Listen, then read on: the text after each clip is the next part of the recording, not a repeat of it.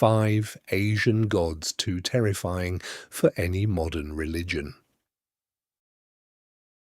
There's a goddess in Hindu mythology who wears a skirt made of severed human arms.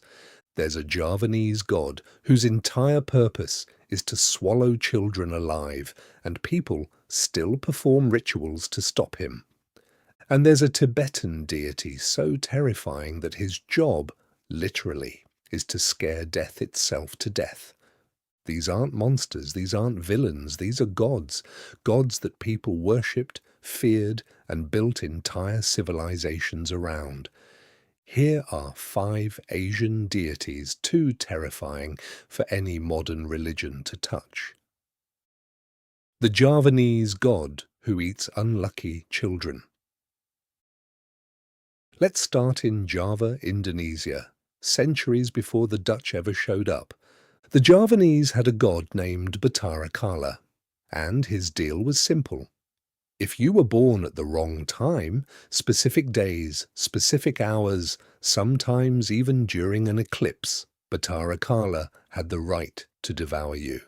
Not metaphorically, not spiritually, devour you. We're talking about a culture that mapped out which birth times made a child unlucky, and then created an entire ritual called the Ruwatan ceremony, specifically to cleanse that child and trick Batara Kala into leaving them alone. And here's where it gets interesting. This wasn't fringe. This wasn't some small cult. The Ruwatan ceremony is still performed today. Families still bring their children to a puppet master, a dalang, who performs a shadow puppet play that literally retells the myth of Batara Kala to appease him. Think about that. A god so terrifying that the ritual to protect your child from him has survived colonialism, survived the spread of Islam across Java, and is still happening right now. Modern religions talk about protecting children through prayer. Batara Kala required a full theatrical performance, or he'd eat your kid. But Batara Kala is a local fear. Number 3 on this list was feared across an entire continent. The Balinese demon queen who cannot be killed.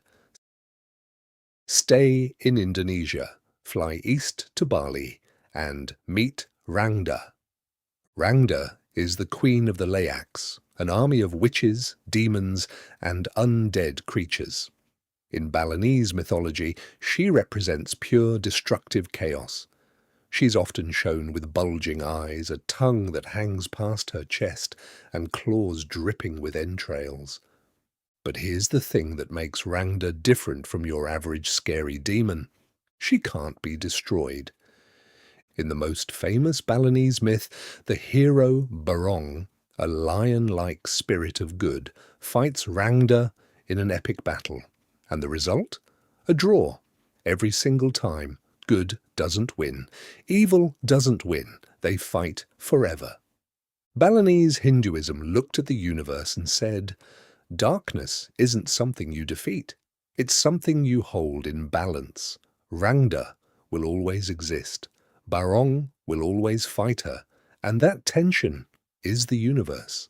No modern religion has the guts to tell you that evil is permanent and necessary. The Tibetan god who killed death. Now we go to Tibet, and we meet something that breaks your brain. His name is Yamantaka. It translates to the destroyer of death. And yes, that's exactly what he does. In Tibetan Buddhist mythology, there was a holy man meditating in a cave. He was about to reach enlightenment just moments away when 2 thieves walked in, killed someone in front of him, and then beheaded him so he couldn't be a witness. The monk was so furious that he rose as a demon, Yama, the Lord of Death, and began killing everyone in the region. Nobody could stop him. So the Bodhisattva Manjushri, the embodiment of wisdom, took on a form even more terrifying than death itself. He became Yamantaka. a being with 9 heads, 34 arms, 16 legs, and a body wreathed in flames. One of his heads is a bull. He stands on top of crushed corpses. He didn't fight death with peace. He didn't reason with death. He out-terrified death. And this is a Buddhist deity. Buddhism, the religion most people associate with calm monks and meditation retreats, produced a god whose entire purpose is being the scariest thing in the universe. Yamantaka is still one of the most important figures in Tibetan Buddhism today. Monks meditate on his image specifically to confront and destroy their fear of death. Number 4 is the one that disturbed me the most while researching this video, and honestly, I almost didn't include it. The Buddhist demon who ate 500 children a day. This one comes from Gandhara, a region that covered parts of modern Pakistan and Afghanistan, and it's about a demon named Hariti. Hariti was a mother. She had 500 children of her own, and she loved them more than anything. But to feed them, she kidnapped and devoured other people's children every single day.